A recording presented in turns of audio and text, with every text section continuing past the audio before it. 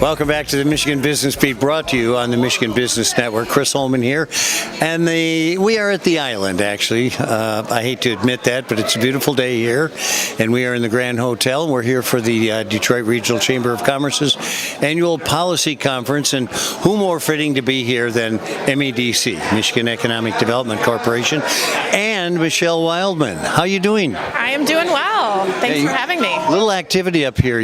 Periodically we get these crowds of people moving through from different meetings. Michele, tell everybody what you do there, because actually your supervisor wanted me to ask. I'm the Executive Vice President for Economic Incentives, and have the privilege of working with a number of programs, including a lot of our place-based work that we do throughout the state. You mentioned Mackinac Island, certainly a beautiful place. Part of our efforts are around developing attractive places throughout Michigan, and have the privilege of working with communities through the state to help them accomplish those goals. Okay, so did you go out and scout these communities? Do they get a hold of you? Does somebody say, hey, we need a tourist spot? Yeah, so we have folks that are regionally based, have always worked regionally, and continue to work and meet with communities throughout Michigan to help bring those projects forward to our team and take advantage of the various tools that we have. So everybody out there wants me to ask, what's your budget? Oh gosh, well, let's talk about a couple of programs that were new and launching, and the first being a public gathering space initiative. This one really focused on rural communities throughout Michigan, low, moderate income, making investments in creating or making modifications to those public spaces. We've really seen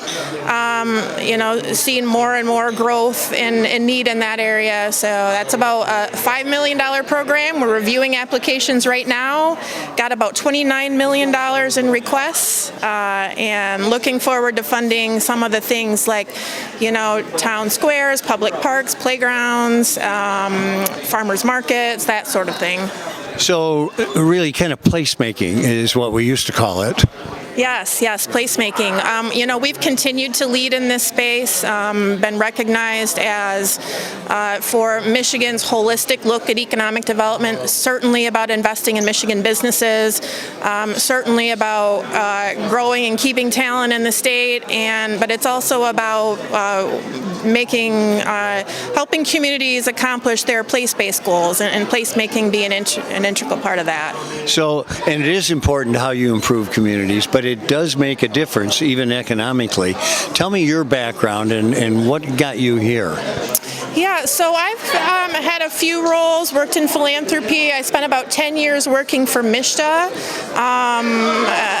Michigan State Housing Development Authority, and we certainly see housing needs as it's been really helpful background for me. We've certainly seen both from our business community as well as from our local government officials who continue to struggle with how to house their workforce. So that's also something we've been working on more and more. Have a second program with federal ARPA dollars that's aimed at placemaking, but also potentially helping communities use some of those vacant buildings and repurpose them for new use, whether that's new use, new commercial use, creation of new housing units, that sort of thing. Well, and beautifying the state of Michigan, basically. All right. Michele Wildman from MEDC, thanks for joining us. Thanks for the beautiful work you do. Thank you. Thanks for having me. Good to have you on. It really is. You're watching the Michigan Business Beat on the Michigan Business Network.